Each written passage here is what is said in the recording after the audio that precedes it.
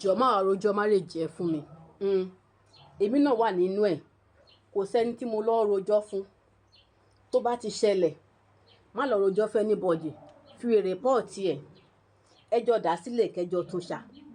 Because kò sí bó ṣe máa wá bá mi. Máa advice pé kó kúrò ńbẹ̀ ni. Ṣé tó bá kúrò ńbẹ̀, ṣé ilé ọkọ mi ló ń bọ̀? Kò sẹ́ni tèmi náà gbé tèmi lọ bá. Èmi àtọkọ mi, a jọ máa ń fi report ẹ̀ ni.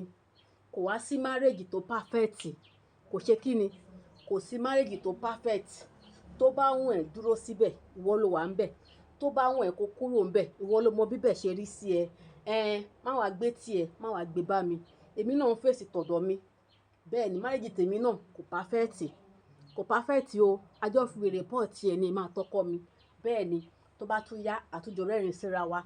Tó bá tún di ká bá ara wa jà, àá bá ara wa jà. Tó bá ti yá ká dóra wa, àá tún dóra wa. So bọ́rọ̀ marriage ṣe jẹ́ nìyẹn. Má fèsì tiẹ̀, kí n má fèsì tọ̀dọ̀ mi. Kò jù bẹ́ẹ̀ lọ.